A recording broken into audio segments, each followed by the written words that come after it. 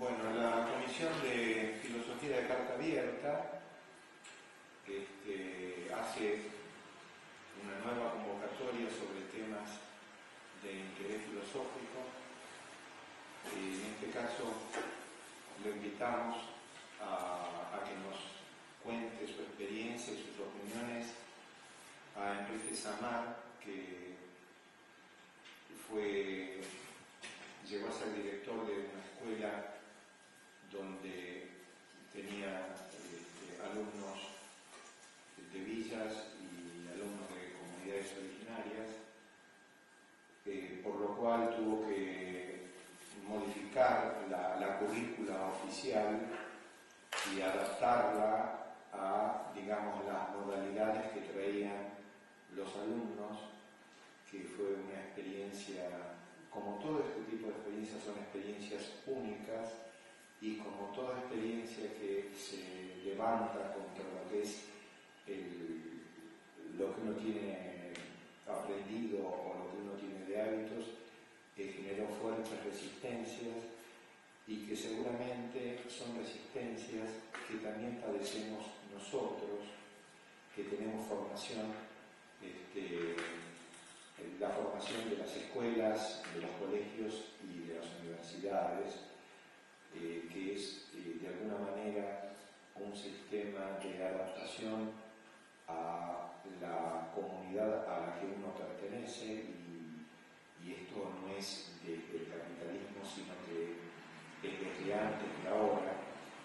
Y mi opinión es que el sistema actual nos decapita, nos desvincula de nuestra propia experiencia y nos hace ver en lo que vivimos cotidianamente cosas que no tienen que ver con la propia experiencia cotidiana. Y el que mejor puede explicar esto es nuestro invitado Enrique Samar, y lo que quisiera es que la invitación quién es Enrique Samar en esta experiencia, resumirlo en unas palabras del mismo Enrique Samar, que nos dice que una verdadera educación intercultural solo es posible si los derechos de todos los pueblos es respetado. Lo dejo con Enrique Samar. Muchas gracias por la invitación. Voy a empezar por una forma no tradicional para mí, pero me parece que tengo que primero presentarme. Yo le contaba hace un ratito, yo soy de la generación del 70. Yo digo que nací de nuevo en el 69 con el Cordobazo, porque hasta ese momento tenía una forma de ver el mundo y la vida que había recibido en mi infancia de una familia muy católica, tradicional, y de golpe con el Cordobazo descubrí que existía un mundo distinto al que me habían contado mis padres. Y bueno, en el 69 estudiaba abogacía en la Facultad de Derecho en la UBA, y empecé la actividad política en aquella época. Así que en el año 74, yo contaba recién que dejé la facultad, me casé, y durante muchos años, a partir de ese momento, casi con exclusividad, me dediqué a la docencia y a la política.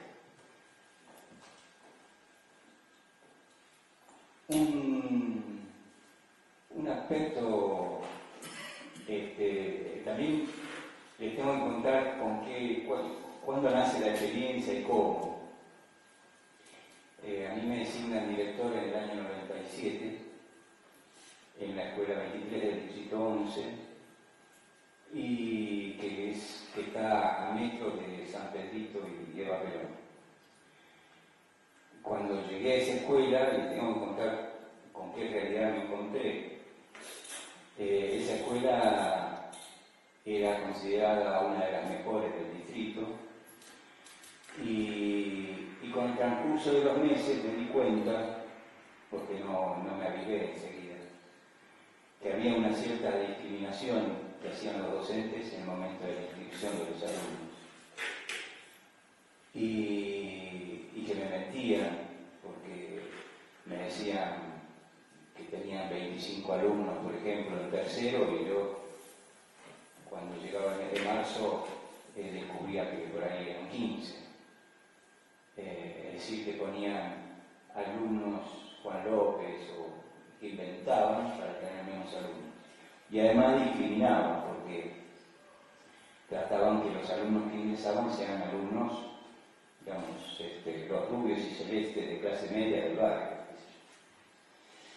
Me llevó un tiempo darme cuenta que me macaneaban, que me mentían. Yo tiendo a pensar que que todas las personas me dicen la verdad, ¿no? Al principio. Cuando me di cuenta, no tuve otro remedio que tomar en mis manos la inscripción de los alumnos y recibir uno por uno a todos los padres en la dirección, como única forma de estar seguro que todos los que querían ingresar podían ingresar. Y entonces fue que empezaron a ingresar a la escuela los Mamani, los Quipe, los Nicola Mendoza. Y también en aquella época el grupo de maestros que yo me encontré acostumbraban a decir alguna frase que a veces algunos maestros todavía utilizan. A este chico no le da la cabeza, y ese tipo de cosas, ¿no? Y entonces se me ocurrió utilizar como estrategia el ajedrez. Hace un ratito estábamos hablando del ajedrez mientras tomábamos el café.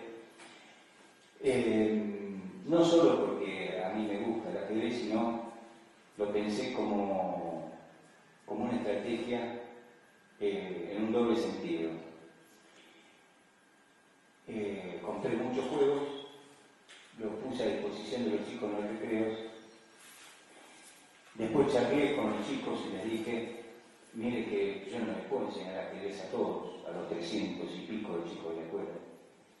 Que necesito que ustedes me ayuden, que los más grandes le enseñen a los más chicos, que le pidan ayuda a los abuelos, a los tíos, a los vecinos. Y bueno, el entusiasmo empezó a crecer, se fue multiplicando, y entonces organicé en el año 97 el primer torneo interno de ajedrez de la escuela. Por supuesto, voluntario. En ese torneo de ajedrez se inscribieron aproximadamente los dos tercios de la escuela, un 66% aproximadamente, y así desde el 97 hasta el 2012 seguimos repitiendo esa experiencia. Esa una experiencia que consistía en que yo me sentaba en la computadora, ponía la lista de alumnos de cada grado de los que se habían inscrito, el programa me tiraba con quién tenía que jugar cada uno, el sistema, no sé si lo conocen, Sweet Perfect se llama, a 5 rondas. El papel con la primera ronda lo pegaban a la puerta del aula, los chicos solos en el recreo jugaban y después me decían los resultados, lo volcaban a la computadora, sacaba la segunda ronda, lo volvía a pegar en la puerta, ellos solitos. Yo digamos, recuerdo 1 o 2 casos en 16 años de chicos que no respetaron el juego a los compañeros, ¿no? Ellos colocaban el tablero de ajedrez contra la pared, si no terminaban en el primer recreo para seguir después, y entonces en el segundo recreo seguían jugando y todo el mundo respetaba el juego. ¿Y por qué cuento esto? Porque en realidad el tema de la autoestima es muy importante. Imagínense ustedes cuando los Quipe, los Mamani, empezaron a tener en sus manos los trofeos de ajedrez y que toda la escuela los aplaudía porque habían ganado el trofeo. Hay un antes y un después de esa experiencia. Y además, ese fue, digamos, apuntaba a eso, el tema del ajedrez, pero también apuntaba a los docentes, porque fui a la maestra y le dije, bueno, ahora quiero que me expliquen, porque yo noto una pequeña contradicción. ¿Cómo es que este chico no le da la cabeza? Me acuerdo del nombre, por ejemplo, Juan Carlos Jericona Mendoza y su hermano Luis, más chiquito. Digo, ¿cómo es que este chico no le da la cabeza y resulta que le gana a sus compañeros, le gana a los campeones de ajedrez del turno tarde, le gana a los campeones de ajedrez de otras escuelas? Hay algo que no me cierra. O sea que el ajedrez apareció en la escuela con esa doble intención. Pero de otras cosas no me di cuenta al principio. Tardé muchos años en darme cuenta y todavía me pregunto cómo fue, ¿no? Porque ahora me parece tan elemental. Y es el tema de los idiomas. Yo empecé a saludar a los chicos en mapuche, por ejemplo, ¿no? Marimari Peñi, Marimari Najem, o Kamisaki, Wariki, en Aymara, ¿no? ¿Cómo estás? Bien, gracias, ¿no? Yo le decía así. O a veces cuando tenía que felicitar a los chicos, por ejemplo, delante de toda la escuela, decía Maite Pape, ¿no? Felicitaciones en guaraní. Que no es un dato menor, entre paréntesis, porque de sentirse avergonzados en una de esas del idioma de sus padres, a que el director de la escuela los salude en ese idioma, me parece que es un salto, ¿no? Y bueno, digo que no sé cómo fue que no me di cuenta antes, porque entre los docentes muchas veces se dice que hay que partir de los saberes previos de los alumnos. Hay todo un discurso que los maestros, los docentes en general, leen en los libros y está muy bien, pero resulta que a nadie se le ocurre preguntarle a los chicos qué idioma hablan en la casa. Entonces, en la época que ganó por primera vez Evo Morales las elecciones en Bolivia, empecé a recorrer los grados para charlar con los chicos y se me ocurrió, creo que, me acuerdo bien en primer grado, ¿no? Pero fui a primer y le preguntaba, en tu casa, ¿hay alguien que habla aymara, quichua, guaraní, algún tío, algún abuelo? Y entonces, bueno, me acuerdo de la anécdota en primer grado, la emoción y el brillo en los ojos, yo, aymara, ¿no? Lo que significó Evo Morales, ¿no? Con un orgullo y un brillo en los ojos, me decía este alumno de primer grado. Pero bueno, así descubrí que algo que yo sabía, pero que no tenía plena conciencia de la importancia, que teníamos en la escuela unas 20 familias que hablaban quichua, unas 20 familias que hablaban aymara y unas 20 familias que hablaban guaraní. No toda la familia, no los chicos, pero algún integrante de la familia. Y eso me pareció y me parece que es un dato fundamental. No se puede transitar el año escolar desconociendo si los alumnos hablan nada más que castellano o si en la casa hablan algunos de otro de nuestros idiomas, ¿no? Porque en realidad son nuestros idiomas, el quichua, el aymara, el mapuche son nuestros idiomas. Por distintos motivos, pero se puede explicar de muchas formas, pero yo a los chicos se lo explicaba simplemente por una cuestión histórica, ¿no? Las actas de la Declaración de la Independencia, la Asamblea del año 13, no estaba en castellano únicamente, sino también en quechua, en aymara, así que en guaraní, así que desde nuestro nacimiento como nación que nos vienen acompañando nuestros idiomas. Y entonces pensé que hay una frase de Ernesto Cardenal que dice: cuando se pierde un idioma se pierde una visión del mundo, que nosotros desde la escuela teníamos que poner un granito de arena en la defensa de nuestros idiomas. Y se me ocurrió un taller de guaraní. Y acá viene la película, que si te parece, vemos, son unos 10 minutos, que cuenta un poco la experiencia del taller de guaraní en la escuela, que funcionó fuera del horario escolar. Y bueno, después seguimos charlando, si les parece bien, me parece que vale la pena.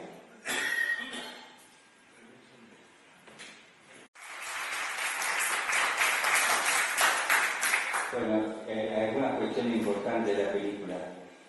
Como se ve, este taller está abierto a la comunidad. Ahí participa el mecánico del pueblo, Rubén, está José Luis de la biblioteca. Nosotros teníamos una relación cotidiana con la biblioteca popular del barrio. Adultos, chicos de la escuela, adolescentes, un papá, uno de los que habla es un papá, todos sentados en el aula estudiando guaraní. Una experiencia hermosísima. También lo que puedo decir de la película es que esta experiencia yo no pedí permiso para hacerlo a las autoridades, la hice directamente.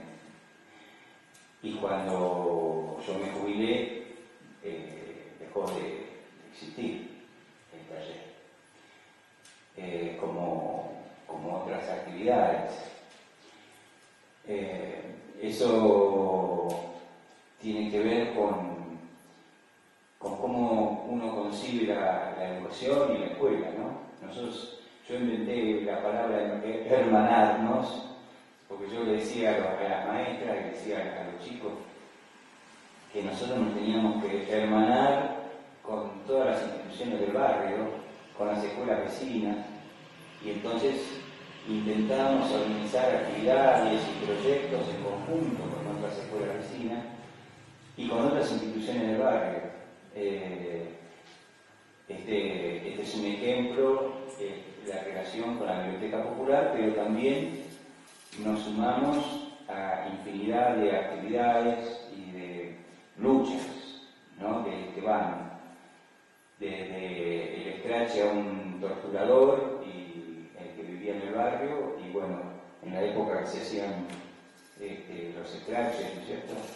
En la década del 90, y ahí estuvo la escuela. Cuando hubo un caso de gatillo fácil y mataron a el compañero Córdoba de la banda de Sicuri Sartagnani, que siempre ensayaban en la plaza, en un caso de gatillo fácil de la policía de la escuela. Bueno, una delegación de la escuela fue caminando desde ahí, desde el Bajo Florida hasta Pompeya, sumándonos a las organizaciones, a los vecinos que iban a exigir justicia, ¿no? por Chasqui Córdoba, que fue asesinado. Y también la escuela estuvo presente en la lucha de los jubilados por recuperar un club de barrio. Ahí en la calle San Pedrito, frente a la escuela, hay un club de barrio que nació en la década del 30, que se llama El Sondú, donde tocó la orquesta de Lizarri, donde tenían un equipo de básquet que llegó a participar en segunda división, que tenía, bueno, que eran famosas las jornadas de truco y demás, que tenían mucha vida, y el dueño de una inmobiliaria, con el transcurso de los años, se fue apoderando del club y lo convirtió en una especie de... figuraba como presidente de la comisión directiva, pero era una comisión directiva fantasma. Los socios finalmente también no existían socios, y él usaba al club para alquilarlo para casamientos, reuniones políticas, por ahí pasó Patricia Bullrich. Y bueno, nosotros como institución, como escuela, con los chicos, con los padres, con las maestras, nos sumamos a los viejos socios vitalicios del club que intentaron recuperar el club para el barrio, para la comunidad, y no tuvimos éxito, no lo logramos. Pero bueno, lo cuento como una de las tantas peleas que dimos, y que me parece que la escuela, los docentes tenemos que dar, la escuela tiene que funcionar como centro cultural, la escuela tiene que estar abierta, no la escuela cerrada y con miedo al vecino y a los padres, no debe existir más. Así concibo yo la escuela. Pero bueno, concretamente hay todavía en muchas instituciones educativas un miedo a los padres, a abrir las puertas, a ver qué podría pasar, si entran, si no entran. Y el tema también que me parece muy importante, que lo he mencionado muchas veces, el tema de la obediencia debida. Yo creo que en educación hay una jerarquía y un cierto autoritarismo y es mayoritaria la actitud de obediencia al superior, al jefe jerárquico. Entonces, la directora, los directores, ay, ¿qué va a decir el supervisor? Y si el supervisor autoriza, no autoriza. Yo jamás estuve pidiendo autorización para hacer las 10.000 cosas que hicimos en la escuela. Pero lamentablemente todavía hay mucho de eso. Entonces, yo decía, ¿cómo vamos a pensar que los chicos van a tener una actitud crítica frente a los medios de comunicación, una actitud autónoma, libre, si los docentes en la práctica no la tenemos, porque los chicos, como todos sabemos, no se fijan en los discursos, sino en cómo se comportan los adultos. Entonces, yo decía, felicitemos a los chicos que le preguntan por qué a la maestra o le dicen que no están de acuerdo a la maestra. Felicitemos a las maestras que le dicen a los directores y directoras no estamos de acuerdo con tal cosa. Felicitemos a los directores que le dicen a los supervisores no estamos de acuerdo con tal medida, pensamos diferente. Y felicitemos, por supuesto, a los supervisores, que hay algunos que al poder político hoy le están diciendo no estamos de acuerdo con alguna de las barbaridades que hacen en la ciudad de Buenos Aires. Esa me parece que tiene que ser la actitud. Bueno, no sé si quieren que sigan conversando o quieren que hagamos las preguntas. Para contarles 2 o 3 cositas más, también, además del taller de guaraní, tuvimos en la escuela un taller de cultura aymara.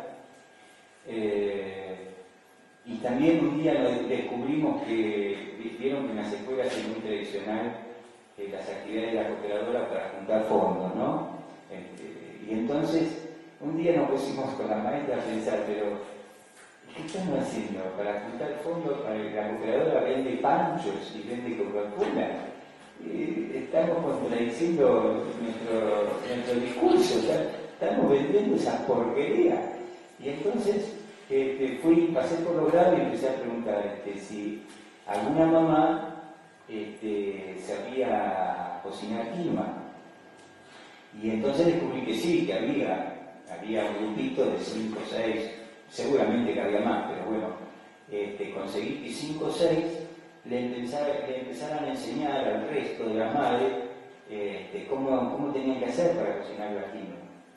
Y el día, una anécdota preciosa, uno de los días más felices de mi carrera como docente fue el día que los alumnos de séptimo hicieron empanadas dulces con quinoa, banana, miel, canela, y se las regalaron a los chicos de primer grado. Entonces, cuando a las 12:15 se veía salir a los chicos de primer grado, cada uno con una bolsita de empanada que habían hecho los chicos de séptimo. Una cosa hermosísima. Bueno, no sé si quieren abrir a la pregunta, yo puedo seguir charlando un montón, pero por ahí quieren saber algo más puntual o... Hoy en día, ¿cómo está la Escuela 23? ¿Dirigida por quién y qué visión tiene?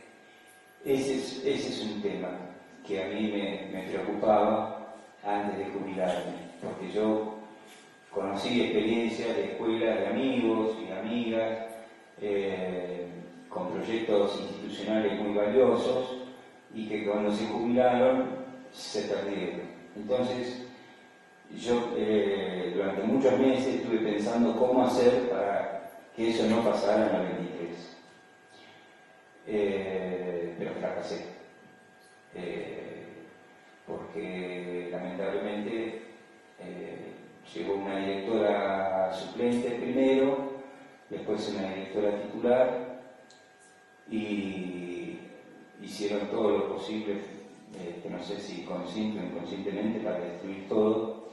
Y las maestras siguieron con el proyecto, todavía hoy hay maestras que siguen adelante con el proyecto institucional, pero se hace muy cuesta arriba para las maestras estar peleando todos los días con la dirección de la escuela, y de a poco se van yendo, se cansan y se van yendo. Ya se fue la vicedirectora, se fue la secretaria, se fueron algunas maestras, y bueno, y la verdad que los padres a veces cuando me cruzo con ellos me dicen que está lejos de ser la sombra de la escuela que era. Y eso tiene que ver también me parece, con algo que hay que revisar, inventar algo nuevo. Lo hemos charlado con otros en el sindicato, lo hemos charlado con otros viejos docentes también. El tema de los concursos de ascenso, ¿no? Para ser director de una escuela, digamos, hay que rendir distintos exámenes, ¿no? Por ejemplo, yo para ser secretario tuve que rendir 3 exámenes. Después, cuando fui secretario titular, para ser vicedirector tuve que rendir 3 exámenes. Y después, como vicedirector, para ser director tuve que rendir 3 exámenes. Y después, como siendo director, un día me propusieron y me votaron como para integrar un jurado que le tomaba a los vicedirectores que querían ser, o vicedirectoras que querían ser directores. Y bueno, hay algo que no funciona, porque los vicedirectores o las vicedirectoras que participan de los exámenes van a un examen oral y repiten lo que saben que, digamos, yo como o el jurado quiere escuchar. Es decir, pueden citar a Freire, pueden citar, qué sé yo, todas las cosas más maravillosas, pero el tema es la práctica.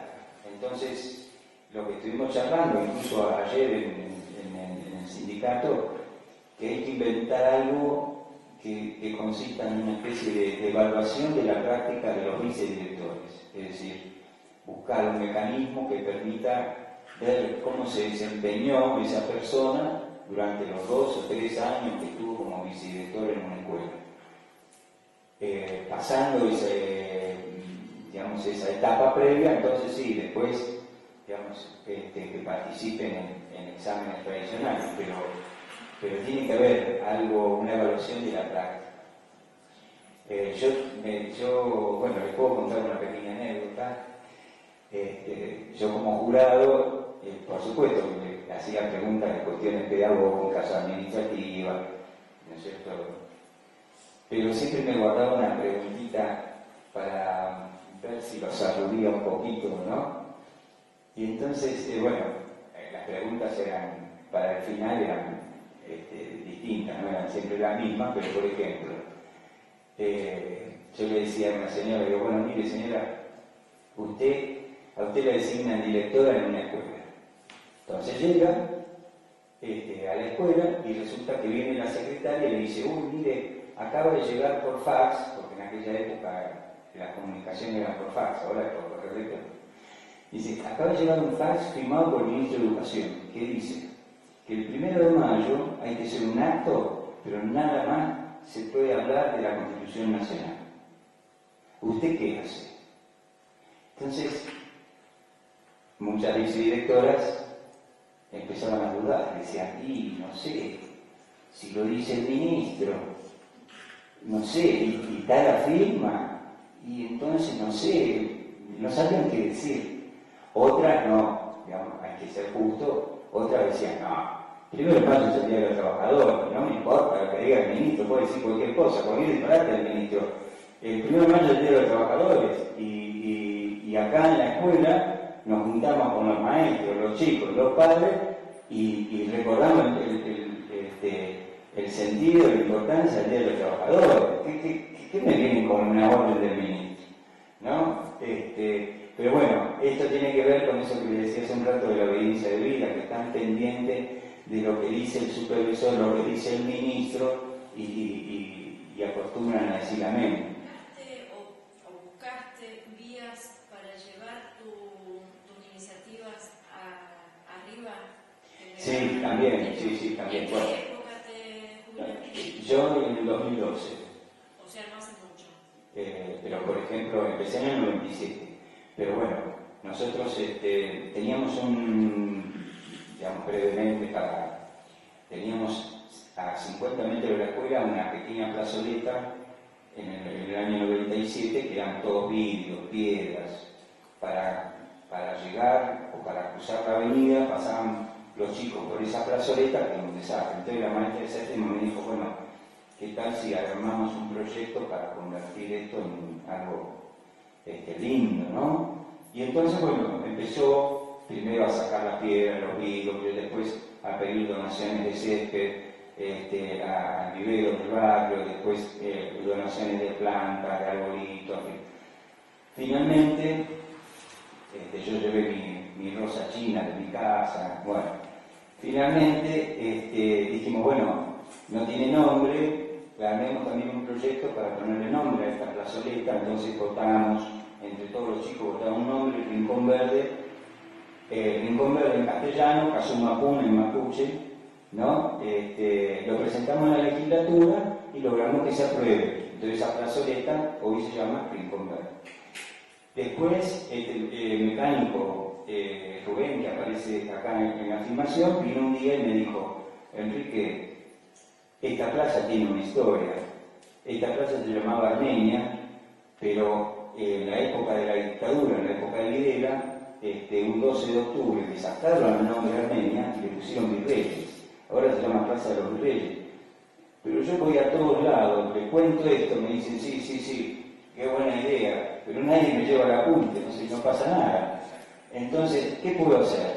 Entonces yo le dije, mira, hagamos una invitación a distintas organizaciones del barrio, a algunos vecinos, y entre todos pensemos. Entonces, en la dirección de la escuela se hizo la primera reunión, vinieron de un centro cultural de la calle Culpina, de la banda de Sicurizá Cañani, de la Biblioteca Popular Achaitiza, de la comunidad boliviana, en fin, distintas organizaciones, porque además Rubén me decía, yo quiero que se llame Tupac Amaru. Y bueno, digamos brevemente les cuento que no fue fácil. Primero no fue fácil ponernos de acuerdo. Qué difícil. Todo es muy difícil, ¿no? Porque nos costó ponernos de acuerdo para cambiar el nombre de una plaza, para transformar el país, cuesta más todavía, ¿no? Bueno, pero finalmente acordamos en difundir el tema entre los vecinos, primero con un volante, después en juntar firmas, después hicimos un acto con Osvaldo Bayer en la plaza, y después presentamos un proyecto con la firma de un diputado, Laporta, el diputado socialista Laporta. Muy bien. No pasó del cajón. Al año siguiente buscamos otro diputado creo que fue Romagnoli, de Autodeterminación y Libertades, del partido de Zamora. Lo volvimos a presentar, no pasó nada, ni se discutió nada, durmió en un cajón. Al año siguiente lo volvimos a presentar. Y así, durante 4 o 5 años, todos los años, nosotros como Escuela 23 presentábamos el proyecto en la legislatura para que se tratara, para que se debatiera. Finalmente, cuando lo presentamos con la firma de un diputado de Nuevo Encuentro, que ahora no me acuerdo cómo se llama el diputado, logramos que se aprobara en comisión, que llegara a debatirse en la legislatura, y ese día estuvimos con los chicos. Ese día estuvimos con los chicos, la maestra en la puerta de la legislatura, repartiéndole volantes ahí por Florida y todo eso, y cuando nos dijeron que podíamos entrar a las 5 o 6 de la tarde, entramos, nos sentamos y bueno, escuchamos las discusiones de ahí, de los legisladores, que algunos del PRO nos queríamos matar por las cosas que decían, pero finalmente se aprobó el cambio de nombre de la plaza, se transformó en ley el cambio de nombre, a pesar que, bueno, la estación de subte todavía no se enteró, digamos, las autoridades, ¿no? No se enteraron. Pero por ley la plaza se llama Tupac Amaru, a pesar de que todos los que viajan en subte llegan a la Plaza de los Reyes. Es una cosa que no se puede tener, es loquísima, ¿no? Pero bueno, todos llegan a la estación Plaza de los Reyes, cuando en realidad la plaza se llama Tupac Amaru por ley. Bueno, y después también la escuela, nosotros fuimos autores de un proyecto que se convirtió en la ley 1550 de reconocimiento en la ciudad de Buenos Aires del Año Nuevo de los Pueblos Originarios, el 21 de junio. Esa ley dice que todos los docentes y alumnos de escuelas primarias, secundarias, universitarios también, terciarios, que falten a la escuela o a la institución educativa por haber participado la noche del 21 de junio de las ceremonias y de los encuentros por el Inti Raymi, tienen justificado su inasistencia. Es decir, las familias que pasan toda la noche esperando la salida del sol, al día siguiente pueden faltar a la escuela con la que tienen justificada la inasistencia. Bueno, eso la única lugar de la República Argentina, creo, que tiene una ley así, la ciudad de Buenos Aires, a pesar de que no es muy conocido, digamos, las autoridades no se encargan tampoco de difundirlo, lógicamente. Hay un decreto en la provincia de Buenos Aires también, que creo que también está vigente en la provincia de Buenos Aires, pero no fue una ley sino un decreto. Y en el resto del país creo que, no sé, hasta hace unos años no existía nada parecido. ¿No se cumple acá? Y acá se cumple cuando el docente que sabe que existe, que tiene ese derecho, lo ejerce. Digamos, hay maestros que han presentado una nota a la dirección de la escuela diciendo que van a faltar porque van a hacer uso de ese derecho de la ley 1550. ¿Pero para los alumnos? Los alumnos también, sí. Los alumnos tienen que presentar, los padres se lo tienen, con la sola manifestación a la directora o director de la escuela, es suficiente como para que le justifiquen el día. Ahora, perdón, ¿no? Sí. Mi pregunta era dirigida a que si vos habías buscado bien... Viaje a el ministerio, sí, me fui por el... ¿Sabes por qué? Sí. Esta frase de que cuando se pierde una lengua, se pierde una visión del mundo, para mí es una vivencia, después de haber tenido una jornada de, ¿cómo diría?, de instrucción por parte de un cacique mapuche, que tuvimos con Osvaldo, donde él muy vívidamente nos mostraba cómo se trata de una concepción del mundo diferente. Y me parece que seguimos hablando de educación o escuchando, porque si bien soy maestra, hace muchos años que no ejerzo y no conozco el tema, pero he oído hablar muchísimo de las pruebas PISA, que son importadas, ¿no? Y sin embargo, de estas cosas nadie habla. Todavía, después de 12 años de gobierno popular. Sí, ese es un tema. Bueno, son dos preguntas o dos temas. Uno, el tema de la guía jerárquica.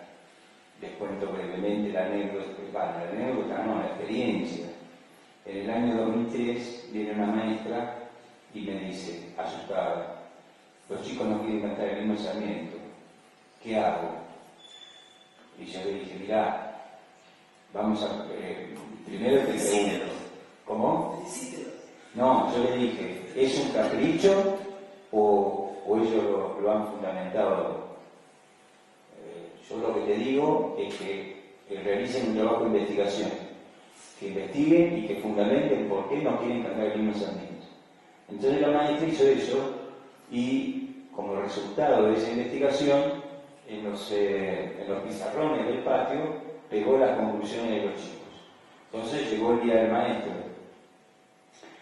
Y para esa época ya estaba este señor que tenemos acá en la ciudad de Buenos Aires, y el ministro de Educación de este señor había sacado una resolución que decía que el himno Sarmiento se tenía que cantar en todos los actos escolares, no solo el día del maestro, sino también el 1 de mayo, el 25 de mayo, el 17 de agosto, y eso está vigente. En todas las escuelas, el 17 de agosto, el 25 de mayo, el 9 de julio, el 1 de mayo hay que cantar el himno Sarmiento. Muy bien, entonces llegó el día del maestro y yo agarré el micrófono y le expliqué a los padres y a los que no estaban al tanto de lo que había pasado. Les expliqué lo que había pasado y les dije que yo compartía lo que habían dicho, las conclusiones de los chicos. Y agregué a las conclusiones de los chicos, fundamenté un poco más. Y ahí yo aprendí también, y se lo dije a los padres, yo aprendí de los chicos hoy. Porque yo como maestro nunca había cantado el himno Sarmiento, pero nunca había explicado públicamente por qué yo no lo cantaba. Entonces los chicos de ese día me enseñaron, y entonces yo por primera vez como director de la escuela explicaba por qué yo no lo cantaba, sumándome a los chicos. Y entonces le expliqué a los padres que yo tenía la obligación de poner el himno Sarmiento y que lo íbamos a poner y que todos los que lo quisieran cantar lo podían cantar libremente, pero que los alumnos séptimos no lo iban a cantar, yo no lo iba a cantar y los que no lo quisieran cantar que no lo canten. Y entonces se produjo algo, no sé si llamarlo mágico, pero el silencio, mientras se escuchaba el himno Sarmiento, el silencio fue tan abismal, digamos, era algo, nadie lo cantó. No lo cantó ninguna maestra, no lo cantó ningún chico, no lo cantó ningún papá, ninguna mamá. Después, con el transcurso de los años, los maestros iban cambiando, los chicos iban cambiando, los padres iban cambiando, y yo todos los actos escolares de todos los años iba explicando toda la historia de cómo había surgido, y hacíamos lo mismo, y yo me paraba mirando el techo, para que nadie se sienta presionado. Es decir, yo no miraba a quién cantaba y quién no cantaba. Nunca supe si alguien lo cantaba, quién era. Y efectivamente, en alguna oportunidad, una mamá, un papá, una maestra lo cantó, y está todo bien. Pero nosotros explicábamos por qué no lo cantábamos. Y entonces, después, yendo a tu pregunta, presenté una nota por vía jerárquica planteando todo esto, contando la experiencia y planteando que consideraba que no se tenía que cantar el himno Sarmiento en ninguna escuela. Y explicaba y fundamentaba por qué. Nunca recibí respuesta. Es decir, yo se la mandé al supervisor para que el supervisor la envíe a la dirección de primaria y nunca recibí respuesta. Y la otra parte fue el otro tema. ¿Tampoco recibiste queja del supervisor por no cantarla? No, al contrario. Innumerables veces vinieron los supervisores escolares y me pusieron en el libro de actas que me recomendaban, me decían que el himno era una obligación, que había que cantarlo. Hasta se hicieron reuniones de directores y supervisores con el único tema de hablar de la escuela 23 que no quería cantar el himno Sarmiento. La presión fue terrible. Fue terrible la presión. supervisores con todo el mundo, porque en general las directoras se quedaban en silencio y todos los supervisores dándome como un caño, digamos, para decirlo así, ¿no? Y yo peleándome, digamos, con todo. Pero fuiste visibilizado. Sí, inclusive Osvaldo Valle en alguna nota en página 12 mencionó también, sí. Bueno, Sí, sí. ¿Te puedo hacer una pregunta? Sí. No, quería hacer una breve reflexión, porque con lo que me quedo es con una resistencia de tu parte, de parte de tus compañeros, de quienes ejercen, de la comunidad que ejercen la resistencia.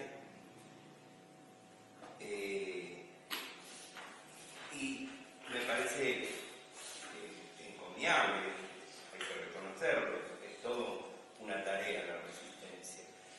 Pero hay una cuestión, sabemos que desde hace 300 años el saber es parte del poder, o sea, el saber lo maneja el poder, y el poder maneja la escuela como esencia del saber, como un lugar a donde ejercer el poder a través del saber. Y eso no es una cuestión de Argentina, eso es una cuestión de todo Occidente, o sea, en todos los países del mundo, en Europa, en Estados Unidos, en los países más evolucionados o que pertenecen a estamentos más privilegiados, tienen exactamente el mismo problema. De hecho, los autores que más trataron ese tema son europeos, la mayoría de ellos. Entonces quiero decir, estas cuestiones de resistencia que se verifican en tu experiencia, a mí me gustaría saber si hay alguna iniciativa, o vos tenés alguna experiencia, de transferirlo a otra cuestión que me parece por ahí superadora, que sería, por ejemplo, vos acabas de decir que, no sé si en estos días o me pareció escuchar algo parecido, estuviste en el sindicato. El sindicato el sindicato y tus compañeros y vos mismo pueden seguir resistiendo y no cantando el himno y mirando al techo. Pero digo, elaborar alguna idea o elaborar algún proyecto que tienda a resistir al poder, el saber, por ejemplo, a través de una ley de educación, a través de trabajar algo más sustancial, digamos, y que tenga una cosa más macro, más global, más superadora. Me parece que los sindicatos, entre otras reivindicaciones, aparte de las cuestiones laborales, podrían ser un punto de partida importante para esa cuestión. No sé vos cómo lo ves. Primero, si me permitís, voy a contar algo que tiene que ver. Yo en una oportunidad porque a mí me parece que, como decía hace un rato, me parece que hay que horizontalizar, digamos, la educación, ¿no? Y no me quiero olvidar de contarlo. Yo le propuse al supervisor hacer una experiencia piloto en la Escuela 23. Yo cedía mi cuota de poder. El proyecto era que cada vez existir el director, la vicedirectora y la secretaria de la Escuela 23 desaparecían los tres cargos y los tres integrábamos un equipo con el mismo sueldo, la misma responsabilidad, y bueno, yo no pretendía que lo aceptaran enseguida, sino que yo me ofrecía hacer la experiencia, yo como director. Y bueno, un poco me miraron como si yo estuviera totalmente loco, ¿no? Pero yendo al tema de tu pregunta,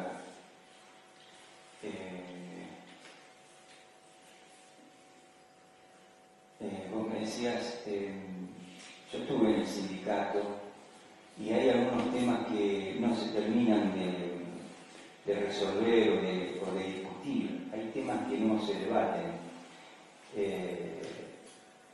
Acá en la Argentina hay un tema que me parece que es uno de los temas más importantes de la educación y que no hay miedo a discutirlo, que es el tema de la educación pública y la educación privada. Este invento, para mí, de escuelas públicas de gestión privada, ha metido muchísima confusión y nos ha hecho retroceder en la batalla cultural. Porque nosotros lo que tenemos que pelear es por una escuela donde vayan todos los chicos, que jueguen a la pelota los chicos de la villa, los chicos hijos de profesionales, y hemos perdido o estamos perdiendo esa batalla. Y pareciera que cada vez más los padres quieren mandar a los chicos a una escuela privada como si fuesen mejores. Y no es así. No es así porque, por un lado, los maestros muchas veces son los mismos. Y no es así porque los pibes que van a una escuela privada no tienen la posibilidad de enriquecerse con chicos diferentes, con chicos que viven otras realidades y ese intercambio los chicos no lo tienen. Y ese me parece que es un debate que en los partidos políticos, en los sindicatos, hay muchos que no quieren dar, no se animan, no sé si por el tema de que nunca es el momento adecuado político para darlo, pero a mí me parece que es como el matrimonio igualitario. Si nos podemos decir que nunca es el momento va a llegar. El tema de los subsidios a las escuelas privadas es un disparate que tenemos que en algún momento que plantear. El otro día un compañero me decía, hay una escuela privada al lado de una escuela pública. La escuela privada tiene un equipo de psicólogos, psicopedagogos, asistentes sociales, y esa escuela privada, el 100% de los sueldos lo pagamos nosotros, el Estado lo paga. Al lado está una escuela pública y no tienen psicólogo, no tienen asistente social, no tienen psicopedagogo. Esto es una barbaridad. Pero, yo te redondeo muy rápidamente. Digo, pero el problema de quién tiene en sus manos el poder del saber, no pasa por si es privado o público, pasa por quién tiene en sus manos el poder del saber.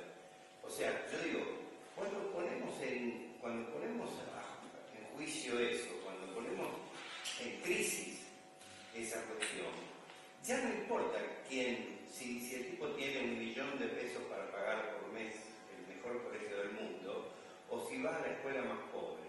Porque el problema es que el poder le enseña lo mismo, de la misma manera y con el mismo fin. Entonces, lo que yo digo, que las tareas de resistencia, que me parecen, como vuelvo a repetir, muy destacables, muy destacables, son hitos, son circunstancias particulares muy difíciles de reproducir in eterno. No, sabemos que va a ser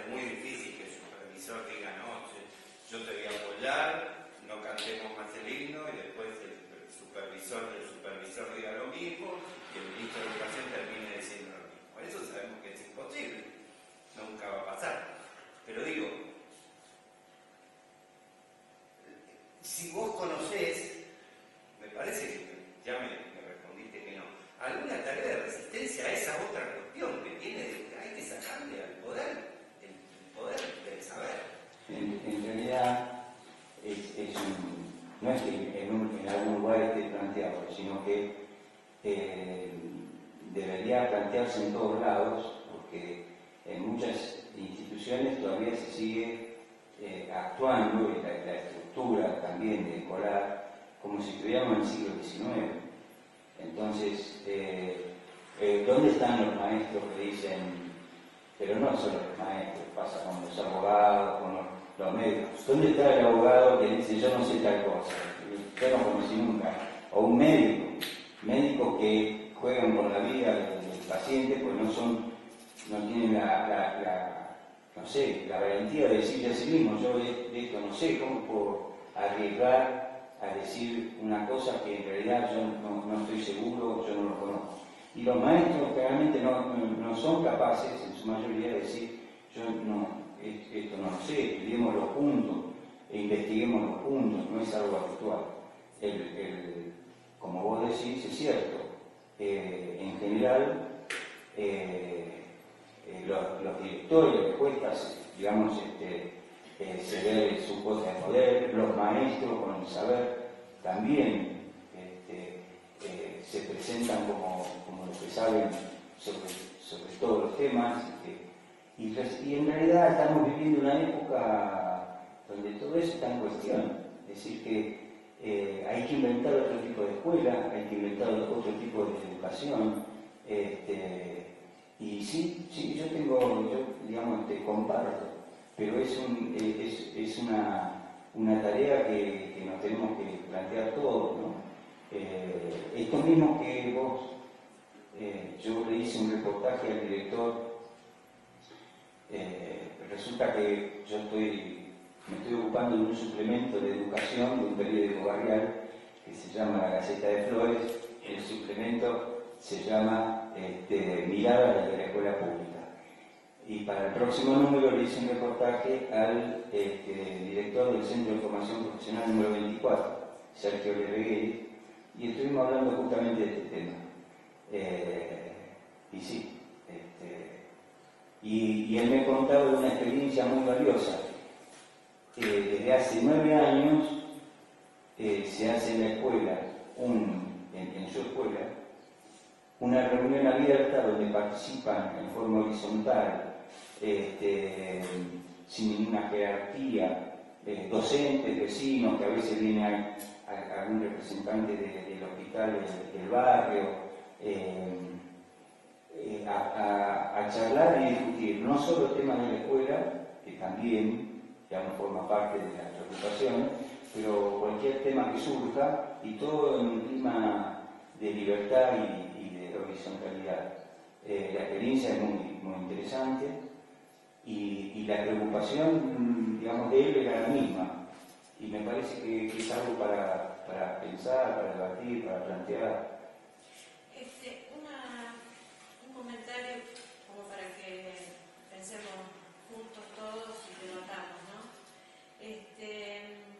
Esto de la batalla que estamos perdiendo por la creciente motivación que tienen los sectores medios de mandar a sus hijos a colegios privados, yo creo que tiene dos apoyaturas. Una es la resistencia que tienen los sectores medios que no están de este lado, digamos, a que su hijo esté igualado y codeándose con el que él considera inferior. Generalmente el morochito, el hijo del paraguayo, del boliviano. Entonces, cada vez más hay como una tendencia clasista de parte de los sectores medios, en donde sienten que ellos elevan su nivel si se preservan, si establecen un gueto que preserven sus hijos de ese enriquecimiento que yo lo he vivido con mi hijo mayor que iba a la escuela estatal, y no con mi hija menor que por un hecho fortuito tuvo que caer en la escuela privada. Pero es abismal la diferencia. Estamos hablando de la generación de nuestros hijos, no hace tanto. Pero por otro lado hay otra vertiente de la que nos puso al tanto Adriana Puigros, que fue una invitada nuestra en una oportunidad,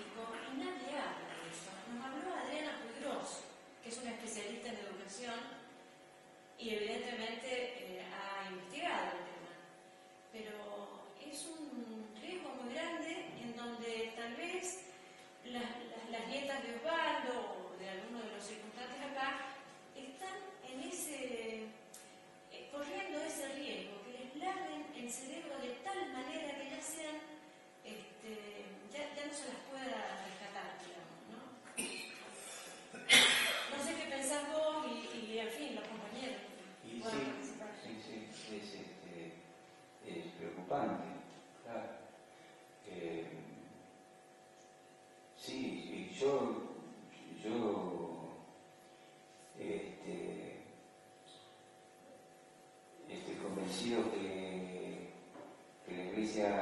las iglesias que tienen escuelas, la Iglesia Católica, sí, protestante, ¿por qué tienen escuelas? Digamos, porque hoy no se justificaría que tuvieran una escuela, pero hay una cuestión ideológica. Y para mí es terrible que estemos en esa situación en la ciudad de Buenos Aires y en todo el país, ¿no? Una pregunta que te quise hacer, y volviendo al tema, si podés reproducir alguno de los argumentos con los cuales los chicos fundamentaron haciendo la investigación que vos le mandaste hacer, o previo a la investigación, porque me llamó muchísimo la atención que chicos procedentes de familias humildes se negaron a cantar el himno a Sarmiento. Digo, ¿con qué fundamentos antes de hacer esa investigación que hicieron en la escuela? Si es que lo sabía, si es que ellos... en realidad nunca supe, digamos, los argumentos previos. Yo, digamos, tuve acceso después del trabajo de investigación. No sé cómo fue que nació, quién fue el primero, o por qué, a quién se le ocurrió, ¿no? Yo sé que, digamos, vino la maestra con esa preocupación y después los chicos hicieron una investigación y decían porque discriminaba a los gauchos, a los indios, todo ese tipo de cosas, ¿no? Que estuvieron leyendo, investigando, y eso lo volcaron en los afiches. También hay una anécdota con el tema de Roca. Habíamos propuesto en una época que los alumnos del séptimo hicieran una investigación sobre el tema de Roca, presenten un trabajo. Bueno, yo hablé en aquella época con el secretario de Educación, creo que era el cargo, que era de apellido Prado, para que se generalizara en todas las escuelas de la ciudad. Me dijo, no, imagínate si se llegan a enterar en el diario de La Nación. Los patrones. Claro, no quise saber nada. Bueno, pero nosotros lo hicimos igual y Osvaldo Bayer le entregó un premio, un libro, a una alumna de séptimo que había sido seleccionada por su trabajo sobre Roca. Y resulta que la hermana de ella, que también fue alumna de la 23, después ingresó al Mariano Acosta. Estoy hablando de la década, digamos, del fin de los 90, ¿no? Principio de...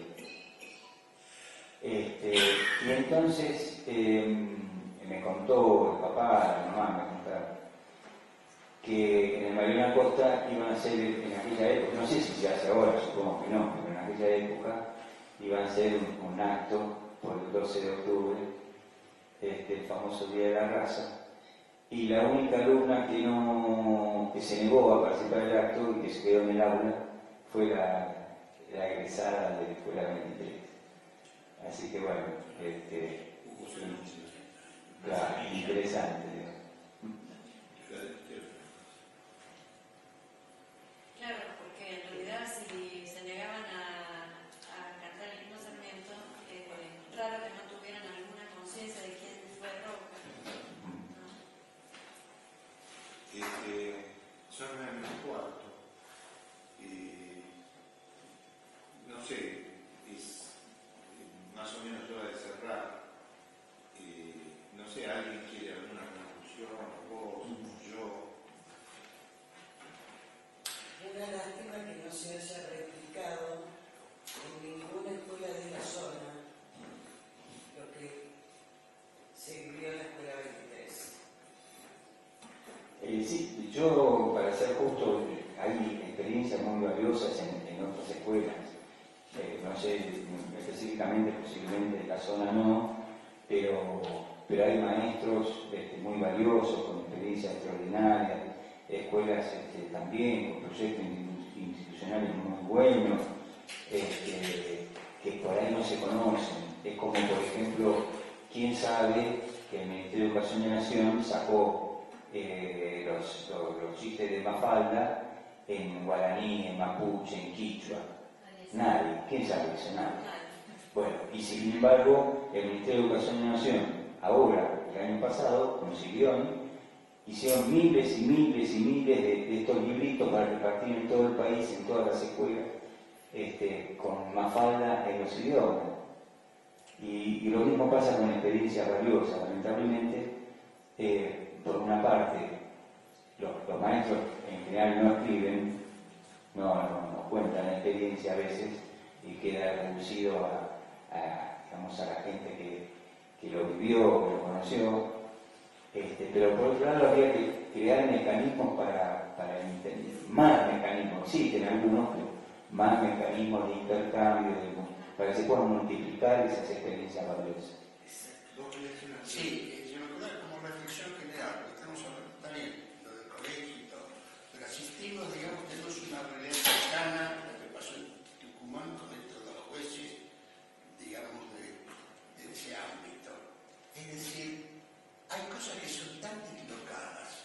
Y la pregunta que yo me hago, me discuto eso, ¿qué nos pasa a nosotros que todos tenemos que elaborar, interpretar, elaborar? Ya tenemos elecciones con lo que ha pasado con Niembro, con Macri, todo esto. Tenemos que salir a la calle. No es asambleo, pero tenemos que tener pancartas con los nombres y apellidos. Eso es terrorífico para ellos. Con el nombre del EUCO, con el nombre de todos los tipos, de Nelson Castro, de los jueces, de Mamiento y todo. Como decir, por dignidad, nos están manoseando. ¿Qué nos pasa? No estamos organizados. Hay que empezar a organizarse. Sí. Bueno, los jueces sí, el poder, que sí. Lo sabemos.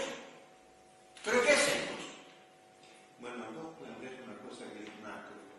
Acá él habla de 30 años de experiencia en la revolución que hizo en sí mismo y que se dejó revolucionar por aquellos a los que tenía que subordinar. Y se cuenta una experiencia. Cada cual, digamos, De ahí se la habría que puede. haber salido. Ahí habría que haber salido. Bueno, Salió, él ¿no? salió hasta donde pudo. Y cada uno se revolucionó hasta donde pudo, si no, no estaríamos acá y no seríamos tan pocos. Digamos, la experiencia que acá está contando es revulsiva. Está contra el poder y está contra el poder que está instalado en el mundo. Contra el sistema. Y él tuvo que vencer, como uno tiene que vencer todos los días el poder, que es omniabarcante. El poder es como Dios. Está en todos lados, nadie lo puede ver y está todo el tiempo mirándolo a uno. Un granito de arena, yo creo que merece un aplauso.